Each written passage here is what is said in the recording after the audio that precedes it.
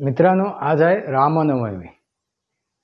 कोणाच्या मुखात राम आहे आणि कोणाच्या मुखात हराम आहे.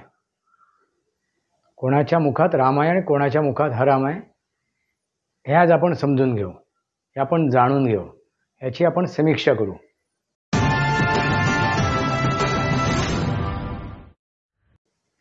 नमस्कार मित्रांनो, वास्तवावर बोलू काहीतरी या शृंखलेमध्ये पुन्हा एकदा आपलं स्वागत. मी आपला मित्र राजेश वासंती सावाजी केळुसकर. मित्रांनो, आज आहे रामनवमी. रामनवमी आहे मित्रांनो. त्या निमित्ताने रामनवमीच्या निमित्ताने आपल्याला हार्दिक शुभेच्छा. मर्यादा पुरुषोत्तम राम, आदर्श पुरुष, यांना आपण आदर्श डोळ्यासमोर ठेवून, प्रभू रामचंद्रजी यांचा आदर्श डोळ्यासमोर ठेवून आपल्या आईवडिलांनी, आपल्या पूर्वजांनी आपल्याला मार्गदर्शन केलेलं आहे. कसं जगायचं, कसं वागायचं, कसं आपलं कर्म असावं, आपली कृती असावी, हे आपल्या आईवडिलांनी आपल्याला सांगितलेलं आहे, मार्गदर्शन केलेलं आहे. आपण रामायण ऐकलंय, वाचलंय, समजलंय. प्रभू रामचंद्रजी यांचं जे जीवन आहे, आयुष्य आहे, त्यांचं जे तत्व आहे आयुष्यातील, ते मर्यादा पुरुषोत्तमी, मर्यादेत राहून त्यांनी प्रत्येक आपल्या नात्याला न्याय दिलेला आहे. त्या प्रत्येक नात्याला त्यांनी आपल्या न्याय दिलेला आहे, त्यांच्या आयुष्यात आलेल्या प्रत्येक नात्याला. असे ते मर्यादा पुरुषोत्तम राम. एक वचनी, एक पत्नी आणि एक वाणी. त्याचा आपल्या वाणीवरती सुद्धा संयम होता, नियंत्रण होतं. बेछूट, बेलगाम ते कधीच बोलले नाहीत, असे प्रभू रामचंद्रजी. आपण इच्छा काय दर्शवतो, आपण काय बोलतो की प्रभू रामचंद्रजी यांच्यासारखं, यांनी जे राज्य स्थापन केलं, जसं राज्य घडवलं, तसं रामराज्य यावं. आपली अपेक्षा काय, तर रामराज्य असावं. मित्रांनो, ही जर आपली अपेक्षा असेल तर प्रत्येक मनुष्य प्राण्याने त्यांचा आदर्श घेऊन, त्यांचा आदर्श नजरेसमोर ठेवून, डोळ्यासमोर ठेवून त्याप्रमाणे वागायला हवं. मित्रांनो, आज आपण राजकारणावरती बोलतोय. आताच्या वर्तमान काळात जे राजकारण सुरू आहे आपल्या देशामध्ये, लोकसभेची निवडणूक, याचं रणधुमाळी उठलेली आहे. प्रचार सभा, प्रचार दौरे चालू आहेत. आपापल्या पक्षाला निवडून देण्यासाठी, आपापल्या पक्षाच्या समर्थनासाठी प्रत्येकजण आपली कंबर कसून उतरलेलं आहे ह्या रणांगणावरती. हे असं लोकशाहीचं महापर्व सुरू आहे. मित्रांनो, ह्या महापर्वात तुम्हाला अनेक नेते, त्या नेत्यांची वर्तणूक, त्या नेत्यांचे वक्तव्य, त्यांची वाणी तुम्हाला ऐकायला मिळाली असेल, बघायला मिळाली असेल. त्यांचे आचार विचार, त्यांचं आचरण. मित्रांनो, रामचंद्रजी यांना अपेक्षित ते आहे का? बरेच जे असे नेते आहेत, त्यांचं जे वक्तव्य आहे, त्यांचं वागणं आहे, त्यांची वाणी आहे, त्यांचे आचार विचार आहेत, ते रामचंद्रजी यांना अपेक्षित नाही आहे, त्यानुसार नाही आहे, मर्यादित राहून नाही आहे. मित्रांनो, लक्षात आलं का? ते का आदर्श पुरुषाप्रमाणे नाही आहेत, हेच तुम्हाला दिसून येतील. आता दोन आघाड्या आहेत, एक NDA आघाडी आणि एक इंडिया आघाडी. आता आपण इंडिया आघाडीबद्दल बोलूया, कारण हरामखोर, यांच्या मुखात काय आहे? हरामखोर.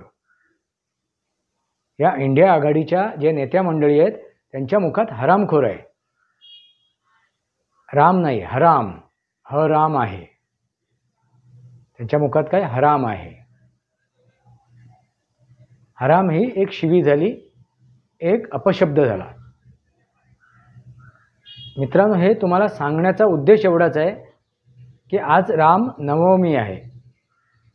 प्रभू रामचंद्रजी यांच्या आदर्शावरती आपल्याला चालायचं आहे. त्या आदर्शानुसार आपल्याला वागायचं आहे, जगायचं आहे. म्हणून मग आपल्याला कसं राहिलं पाहिजे तर मर्यादेत राहून, मर्यादा पुरुषोत्तम रामाप्रमाणे. त्यांचं जर चरितार्थ तुम्ही बघाल, त्यांचं पूर्ण जीवनक्रम बघाल तर तुम्हाला ते तसंच दिसून येईल. त्यांनी प्रत्येक आपल्या नात्याला न्याय दिलाय, समाजाला न्याय दिलाय, त्याने आपल्या वाणीला न्याय दिलाय, आपल्या वागण्याला न्याय दिलेला आहे. असे प्रभू रामचंद्रजी. त्यांचे दुश्मन जे होते ते विरोधक होते, त्यांना त्यांच्याही बद्दल त्यांच्या मनात कुठेही कटुता नव्हती. ज्यावेळी रावणाचा अंत जवळ आला होता, म्हणजे त्याचा वध केला गेला, त्याचा प्राण जाण्यापूर्वी रावणाचा, रामचंद्रजीने लक्ष्मणाला त्यांच्याकडे पाठवलं होतं की त्यांच्याकडून ते पंडित आहेत, ज्ञानी आहेत, त्यांच्याकडून ज्ञान मिळवून घे, त्यांच्याकडून ज्ञान संपादन करून ये. याचा अर्थ तुम्ही समजून जा मित्रांनो. ते विरोधाला विरोध करत नव्हते, ते तत्वाला विरोध करत होते, त्या विचारधारेला विरोध करत होते, त्या कृतीला, त्या कर्माला विरोध करत होते. पण आज तुम्हाला असं दिसून येईल का, वर्तमान जे राजकारण आहे त्या राजकारणामध्ये तत्वाला, त्या कार्याला, त्याच्या कृतीला विरोध होतोय की विरोधाला विरोध होतोय? मित्रांनो, नुकतंच तुम्ही पालघरच्या सभेमध्ये जे उद्धव ठाकरे यांचे वक्तव्य ऐकले असतील. भाडखाऊ पक्ष म्हणजे बघा, गलिच्छ वक्तव्य, वाणीला संयमित न ठेवता, नियंत्रित न ठेवता केलेलं वक्तव्य, भाडखाऊ. भारतीय जनता पार्टी नाही तर भाडखाऊ पार्टी. मित्रांनो, ह्या व्यक्तीला तुम्ही जर बघाल, त्याचं जर राजकारण बघाल पूर्वीपासून आज तग्यात, तर तुम्हाला टोमणे मारणे, शिव्यागाळ करणे, गलिच्छ बोलणे, अवाच्य बोलणे याच्या पलीकडे तुम्हाला काही ऐकायला मिळणार नाही. कुठल्या तरी योजनेबद्दल बोलले आहेत ते, कुठल्या तरी रणनीतीबद्दल बोलले आहेत ते. म्हणजे कुठली रणनीती तर समाजासाठी आखलेली रणनीती. असं त्यांचा कुठला रोड मॅप आहे, कुठली ब्ल्यू प्रिंट आहे समाजासाठी.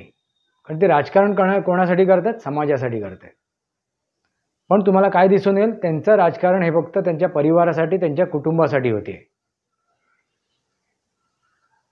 आणि परिवारासाठी, कुटुंबासाठी केलेलं राजकारण हे समाजाचं, राष्ट्राचं, देशाचं कधीही भलं करत नाही. मित्रांनो, त्यांच्या मुखात जे काय शब्द येतात, जे काय वक्तव्य येतात, हरामखोर, नीच वगैरे वगैरे, बरेचशा शिव्याच्या लाखोली त्यांच्या मुखात आहेत. तारतम्य सोडून त्यांचे वक्तव्य आहेत. मग हराम कोणाच्या मुखात आहे हे लक्षात घ्या. त्याने 2.5 वर्षात जे राज्य केलं, मुख्यमंत्री पदी राहून, त्यावेळी त्याने अशी कोणती योजना आणली, कोणती योजना राबवली, कोणत्या योजना कार्यान्वित केली, तुम्ही सांगू शकाल का? तुमच्या नजरेत आहे का ती? त्यांनी फक्त एकच केलं, देवेंद्र फडणवीस यांच्या विरोधात फक्त गरळ ओकली. 2.5 वर्ष होते, भले त्यांनी जनतेने दिलेलं त्यांना बहुमत होतं युतीला, ते नाकारून त्याने आघाडी निर्माण केली, जनतेच्या पाठीत खंजीर खुपसला. ठीक आहे, एक वेळेस मान्य केलं आपण की मुख्यमंत्री झालेत, त्यांची जी लालच होती ती त्यांनी पूर्ण केली. पण ते लालच पूर्ण केल्यानंतर, त्यांचं इस्पित साध्य झाल्यानंतर, त्यांनी त्या 2.5 वर्षात अशा कोणत्या योजना आणल्यात, कोणत्या योजना कार्यान्वित केल्या, कोणतं कार्य केलं? उलट कोरोनामध्ये असंख्य रुग्ण काय झालेत? मृत पावलेत. असंख्य रुग्ण मृत पावलेत त्या कोरोनामध्ये. त्यांना देण्यात आलेली खिचडी ह्यांनी गिळंकृत केली, यांच्या पुत्रांनी आणि त्यांच्या नेत्या मंडळींनी. म्हणजे तुम्ही विचार करा, त्या कोरोना रुग्णांसाठी जे त्यांनी छावण्या उभ्या केल्या होत्या त्याच्यात भ्रष्टाचार केला, PPE किटमध्ये भ्रष्टाचार केला, म्हणजे कुठेही सोडला नाही. भ्रष्टाचार करण्याचा कुठेही चान्स त्यांनी कुठेही सोडला नाही. असे हे उद्धव ठाकरे. एका भ्रष्टाचारी पोलीस अधिकाऱ्याला त्यांनी कार्यात घेतलं, कार्यात सामील करून घेतलं, त्याला नियुक्त केलं, पोलीस खात्यामध्ये नियुक्त केलं आणि त्याच्या मार्फत त्यांनी किती मोठा भ्रष्टाचार केला, किती खून केलेत, किती हत्या घडवून आणल्या. मित्रांनो, लक्षात घ्या, अशी ही व्यक्ती एका अतिरेक्याच्या थडग्यावरचं सुशोभीकरण करायला गेली. अशी ही व्यक्ती आपल्या वडिलांच्या विचारधारेला त्यांनी काय केली, त्या विचारधारेशी त्यांनी गद्दारी केली. अशी ही व्यक्ती जनतेने जे त्यांना हिंदू हृदय सम्राट, हिंदू ही जी उपाधी दिली होती ती त्यांनी पुसून काढली. कशासाठी केली तर तुष्टीकरणासाठी, मुस्लिमांचं तुष्टीकरण करणं. शिवसेना, छत्रपती शिवाजी महाराज यांचा उल्लेख होतो त्याच्यामध्ये, ते नजरेसमोर येतात. ह्या संघटनेचा उच्चार केला की शिवसेना, त्यांना अपेक्षित अशी ही संघटना निर्माण केली होती बाळासाहेब ठाकरे यांनी. हिंदवी स्वराज्य व्हावे हीच स्त्रीची इच्छा. हे वक्तव्य कोणाचं आहे? छत्रपती शिवाजी महाराज यांचं. मग त्या हिंदवी स्वराज्यासाठी ह्या उद्धव ठाकरे यांनी काय कार्य केलं? पालघरमध्ये हत्या झाली, त्या संतांची मूग गिळून गप्प राहिलेत.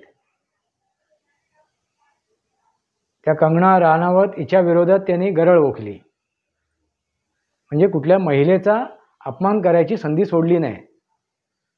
ज्यावेळी विरोधामध्ये गेले त्यांचे आमदार, त्यामधील महिलांचाही त्यांनी हे नाही केलं, त्या महिलांचाही विचार नाही केला, गय नाही केली.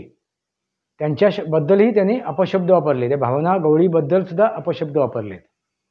म्हणजे विचार करा, हराम. कोण हराम आहे? कोणाच्या मुखात हराम आहे आणि कोणाच्या मुखात राम आहे. मित्रांनो, प्रभू रामचंद्रजी यांनी आपल्या कुटुंबासाठी, आपल्या मित्रपरिवारासाठी, आपल्या रयतेसाठी, आपल्या जनतेसाठी आपलं सर्वस्व अर्पण केलं. त्यांनी प्रत्येक ठिकाणी प्रत्येक नात्याला न्याय दिला, म्हणून ते आदर्श पुरुष आहेत. अशी कृती तुम्हाला या उद्धव ठाकरे यांच्याकडून दिसली का? म्हणून मी म्हणालो, कोणाच्या मुखात हराम आहे आता तुम्हीच सांगा. याच्या उलट नरेंद्र मोदीजी यांच्या मुखातून तुम्ही कधी अपशब्द ऐकलेत का? शिव्यागाळ ऐकली का? आपली मर्यादा सोडून त्यांनी आपली वाणी वापरली का? आपण वक्तव्य केलं का? असं तुम्ही कधी बघितलं का? त्यांनी विरोध केला, विरोध दर्शवला सुद्धा, पण तो करताना एक मर्यादेत राहून केला. मित्रांनो, जो राम मंदिर उभारणी झाली आहे ना अयोध्येमध्ये, त्याला एकमेव कारण म्हणजे कोण माहिती आहे का? निमित्त कोण आहेत? कोणाला श्रेय द्यावं तर नरेंद्र मोदी यांना. आता उद्धव ठाकरे म्हणतात की न्यायालयाने ते मंदिर उभं केलं आहे. मित्रांनो, जर न्यायालयाने ते मंदिर उभं केलं असं म्हणतोय आपण, तर इतक्या वर्षात त्या न्यायालयाने त्याला निवाडा का देऊ शकले नाहीत? कारण हे पुरावे, ह्या सगळ्या गोष्टी त्यावेळी उपलब्ध होते, ज्याचा वापर करून न्यायालयाने निवाडा दिलाय. ते पूर्वीसुद्धा उपलब्ध होते, मग त्यावेळी न्याय का मिळाला नाही? 500 वर्ष का वाट बघावी लागली? मित्रांनो, त्याला राजकीय इच्छाशक्ती लागते. आणि ती राजकीय इच्छाशक्ती नरेंद्र मोदी यांच्याकडे होती. संरक्षण होतं, निर्भयता होती. जर एखाद्या जजला एखाद्या न्यायाधीशाला निवाडा द्यायचा आहे तर तो निर्भयपणे त्याने तो निवाडा देता यावा अशी त्यांनी ती परिस्थिती निर्माण केली. ही स्थिती आणि परिस्थिती नरेंद्र मोदीजी यांनी निर्माण केली. त्यासाठी त्या न्यायाधीशाने निर्भयतेने हा निवाडा दिलेला आहे. म्हणजे पूर्ण श्रेय कोणाकडे जाते? नरेंद्र मोदी यांच्याकडे. अनेक योजना आणल्या, अनेक योजना राबवल्या त्याने. मित्रांनो, यापूर्वी चर्चा कशावर व्हायची? मूलभूत गरजा. प्रत्येक निवडणुकीमध्ये ह्या मूलभूत गरजाच अजून पूर्ण झालेल्या नाही आहेत. याच्यावरच चर्चा चालायची. पण 2014 ते 2019 पर्यंत ज्या मूलभूत गरजा होत्या त्या पूर्णत्वास नेल्या नरेंद्र मोदी सरकारने. पंतप्रधान नरेंद्र मोदीजीने अनेक योजना राबवून मूलभूत गरजा, अगदी महिलांसाठी शौचालय, पाणी, वीज, ते सिलेंडर, बऱ्याचशा गोष्टी ज्या मूलभूत गरजा आहेत सामान्य व्यक्तीसाठी, सामान्य जनतेसाठी, त्या त्यांनी पूर्णत्वास नेल्या. घरही दिलीत, गरिबांना घरही दिलीत. बऱ्याचशा योजना आहेत.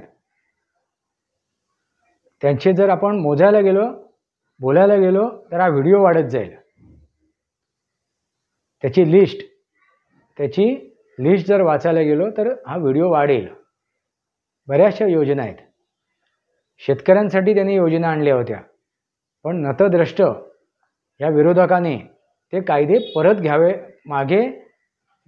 घ्यायला भाग पाडलं त्यांना. म्हणजे विचार करा तुम्ही, कोण आदर्शाप्रमाणे चालतोय? कोणाच्या? प्रभू रामचंद्रजी यांच्या आदर्शाने कोण चालतोय आणि कोण आदर्शाच्या विरोधात चालतोय? तुम्हीच उत्तर द्या. कोणाच्या मुखात हराम आहे आणि कोणाच्या मुखात राम आहे? मित्रांनो, लक्षात आलं का? सर्वात महत्त्वाची गोष्ट काय माहिती आहे काय? आता निवडणुका आल्यानंतर मला एक गोष्ट निदर्शनात येते, ते म्हणजे सामान्य नागरिक. जो सामान्य नाही आहे, तो असामान्य आहे. तो या देशाचा राजा आहे. तो प्रत्येक नागरिक ह्या देशाचा राजा आहे. आणि राजा कसा असावा? सुज्ञ असावा, चौकस असावा, त्याचा दृष्टिकोन सकारात्मक असावा. म्हणजे ह्या राजाचं दृष्टिकोन सकारात्मक आहे का? बऱ्याच अंशी जे राजे आहेत त्यांचा दृष्टिकोन सकारात्मक नाही आहे. हेच तुम्हाला दिसून येईल. कोणाचं समर्थन करायचं, कोणाचा विरोध करायचा, हे अजून ते समजले नाही आहेत. एखाद्यावरती आपण प्रेम करतोय म्हणून एखाद्यावरती आपण अंध प्रेम करून त्याच्यावरती विश्वास ठेवायचा, की वास्तव जाणून घेऊन तू राजा आहेस ना. मी त्या मतदार राजाला प्रश्न विचारतो, तू राजा आहेस, मग राजाचं लक्ष कुठे असावं? चौकस असावं. तो अगदी सुज्ञ बुद्धिमत्तेने तो सुज्ञ असावा. सुज्ञ बुद्धिमत्तेने त्याने विचार करावा, निवाडा करावा. आता इलेक्ट्रा बॉन्डवरती विषय चालू आहे. राहुल गांधी विषय करतायत, हे उद्धव ठाकरे त्याच्यावरती विषय करतायत, नरेंद्र मोदी यांना दोषी ठरवत आहेत, भारतीय जनता पार्टी याला दोषी ठरवत आहेत. मित्रांनो, इलेक्ट्रा बॉन्डमधून सर्वांनीच पैसे घेतलेले आहेत, सर्वांनी निधी घेतलेली आहे, मिळवली आहे आपापल्या पक्षासाठी. भारतीय जनता पार्टी यांचे अनेक राज्यामध्ये राज्य आहे आणि देशामध्ये सुद्धा राज्य आहे. मग असं असताना आणखीन 4 ते 5 पट त्यांच्याकडे निधी असायला हवी होती. जी निधी आज मोजली जाते, ज्याचा आकडा सांगितला जातो, त्याच्यापेक्षा 4-5 पट असावी पाहिजे. असं मी का म्हणतोय? कारण एका राज्यात तृणमूल काँग्रेस, ममता बॅनर्जी याचा पक्ष आहे, त्याचं जर आपण गणना केली, त्या निधीचं जर आपण मोजमाप केला, त्याचा आकडा आपण काढला एका राज्यात असताना, तर तुमच्या लक्षात येईल अनेक राज्यात आहे ना मित्रांनो, त्यांची विस्तृतता किती आहे, त्यांचा विस्तार किती आहे, त्यानुसार ही जी रक्कम आहे त्यांच्याकडे ती मी कमीच म्हणेन. तुम्हाला जर ही गोष्ट समजून घ्यायची असेल इलेक्ट्रा बॉन्डबद्दल, तर त्या विषयावरती मी व्हिडिओ बनवलेला आहे. तो व्हिडिओ मी डिस्क्रिप्शन बॉक्समध्ये त्याचं लिंक टाकेन, तुम्ही नक्की जाऊन बघा, ऐका तो. म्हणजे सुज्ञ जर नागरिक असेल तर नक्की जाऊन ऐकेल, नक्की जाऊन बघेल तो माझे विचार. म्हणजे त्याच्यामागे वास्तव काय, रिॲलिटी काय आहे, न्यायालय काय म्हणतोय, त्याच्यामागे संदर्भ काय आहे, दृष्टिकोन काय आहे, हे सर्व निदर्शनं देईल तुमच्या.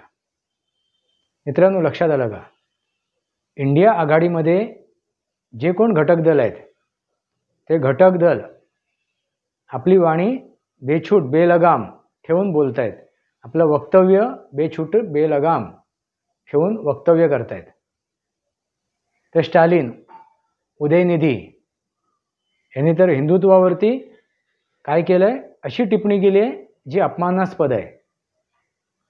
सनातनवरती जी टिप्पणी केली आहे ती अपमानास्पद आहे.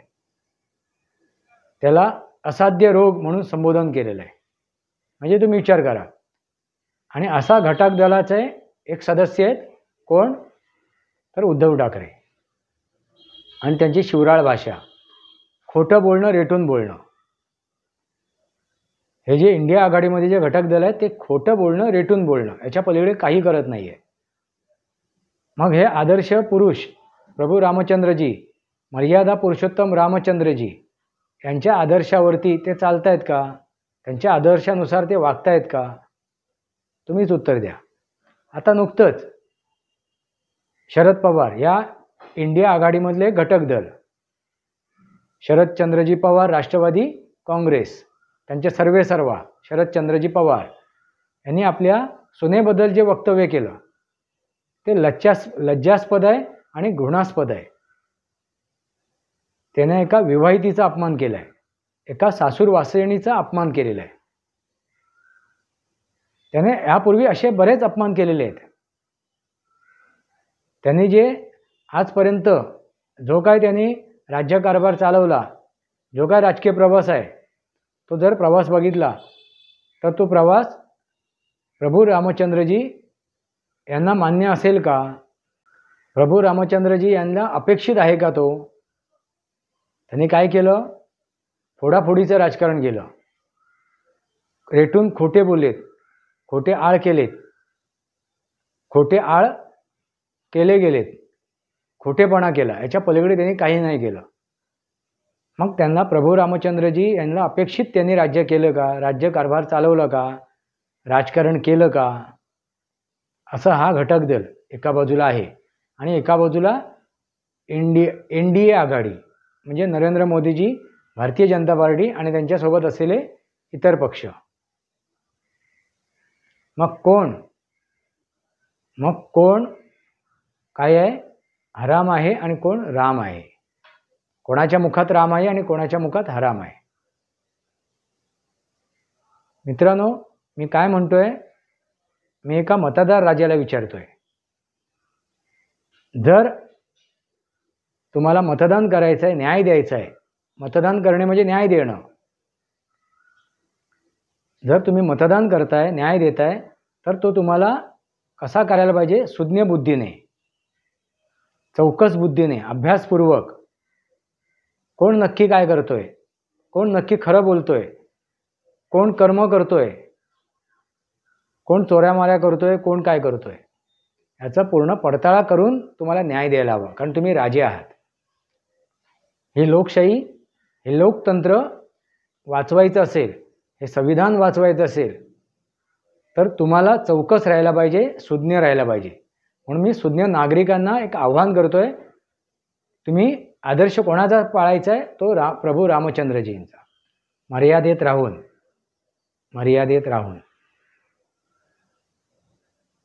मित्रांनो, लक्षात आलं का, हे आव्हान कोणाचं आहे, कोणासाठी आहे, तर मतदार राजासाठी. कोणाचं समर्थन करायचं आहे, कोणाचा विरोध करायचा आहे, हे तुम्ही सुज्ञ बुद्धी जागृत ठेवून अशा सुज्ञ नागरिकाला मी काय करतोय, आव्हान करतोय, लक्षात आणून देतोय. वास्तवावरती बोलू काहीतरी या शृंखलेला सबस्क्राईब करा, बेल आयकॉन दाबा. माझे विचार पडत असेल लाईक करा. आपले विचार कमेंट बॉक्समध्ये लिहा. तुर्तास इतकंच. भारत माता की जय. वंदे मातरम. जय भारत, जय महाराष्ट्र.